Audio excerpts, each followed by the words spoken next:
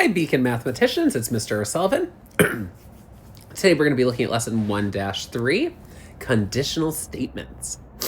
So, if we look at our learning target is, I can compose and determine the truth value of conditional statements. So, before we go into conditionals, let's just go over some of our language for today.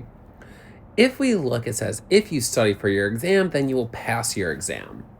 This part right here of our statement, that if you study for your exam, is called our hypothesis. And then when you pass your exam, that's our conclusion.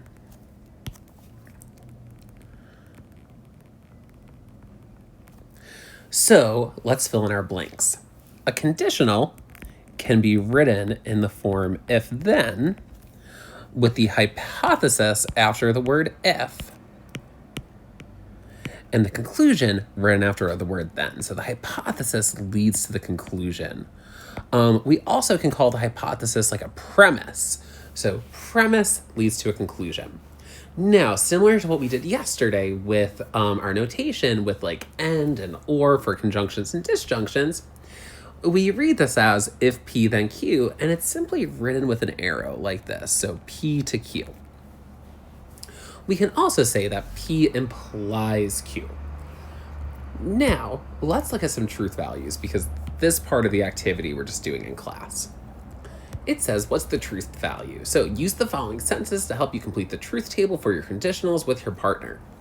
Conditional says, if you get a 100% on your test, then your teacher will give you an A. So scenario 1 says you got a 100%. So that's true because based off this, it's true. You got a 100%, so that's true. You got a 98%, which is false because we got 100%. And then we got an 85%, which is also false because we know we got a 100%. Now, it says, if you get a 100, then your teacher will give you an A. Your teacher gives you an A. That's true. So basically, if P implies Q, that's a true statement. Now, if we look here, what's it called? You get a 100% on your test, your teacher gives you a B. Well, that can't be true because the thing is, 100's an A, so that's false. So we know that this statement's going to be false. You got a 98%. Your teacher gives you an A. That should say A minus.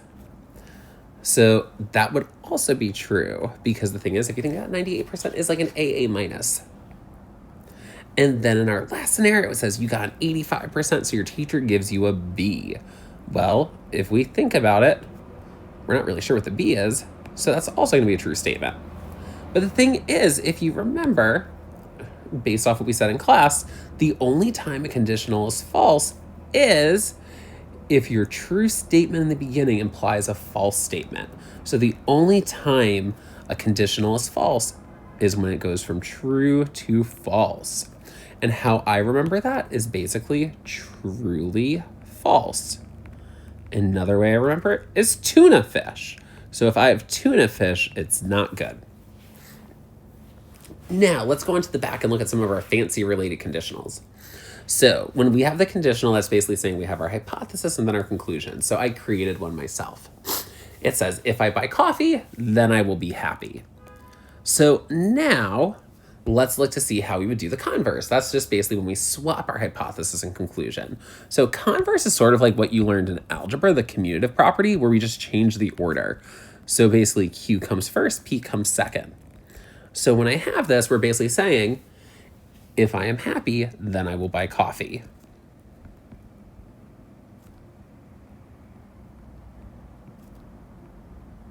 Which is true. I would buy coffee if I was happy. Now, in the inverse, that's negating the conditional. So when we negate the conditional, think of it as like distributing a -1. So we basically have not P implies not Q. So basically we're saying the negation. So if I don't buy coffee, then I will not be happy, which is also true because I need my coffee. If I don't buy coffee, then I will not be happy.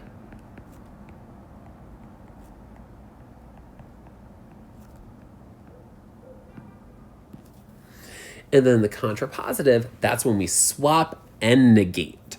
So basically, negation Q implies negation P. Now, that basically says, if I am not happy, then I will not buy coffee. If I am not happy,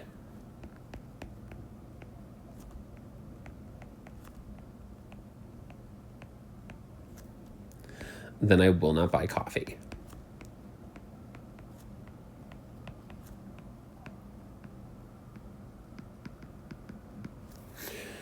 Now, the nice thing about a conditional and a contrapositive is they are always going to be logically equivalent. They will always have the same truth value.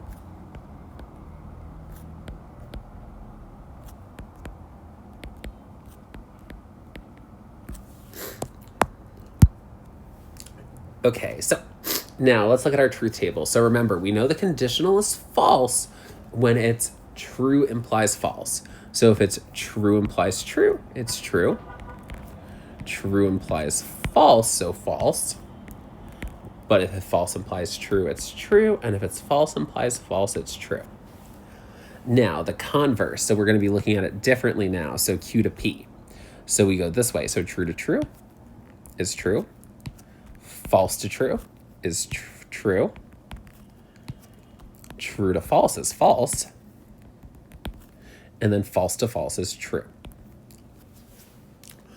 Now, the inverse, not P to not Q.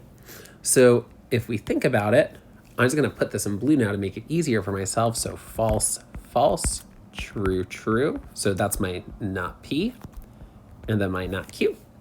So I'm just going to negate every value. So false, true, true.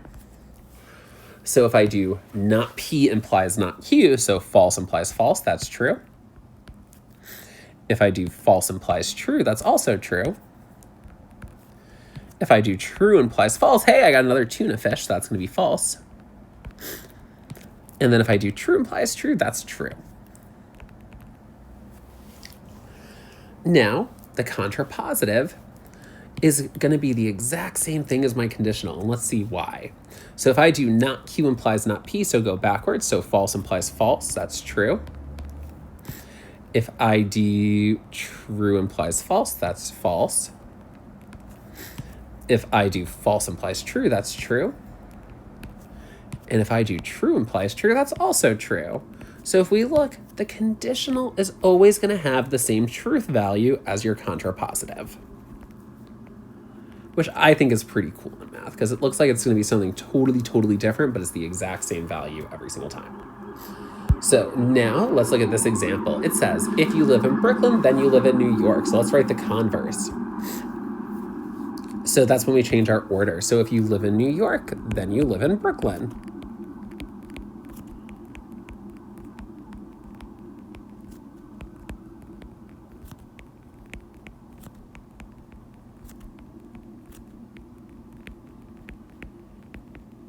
Now let's think for a second. Is that true or false?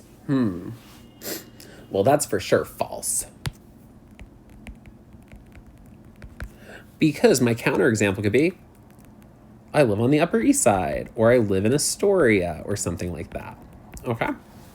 Now our inverse, that's going to be not P, not Q, or not P implies not Q. So basically when we negate both of parts of our thing. So if you do not live in Brooklyn,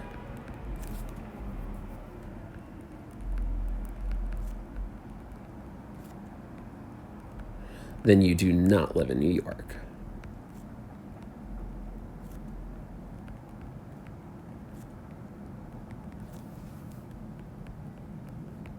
Which is also true. Because if you don't live in Brooklyn, then you don't live in New York.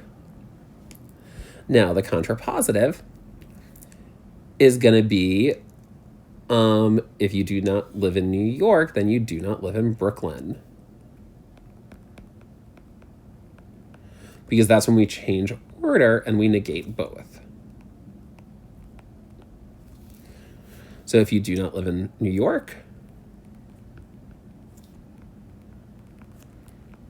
then you do not live in Brooklyn.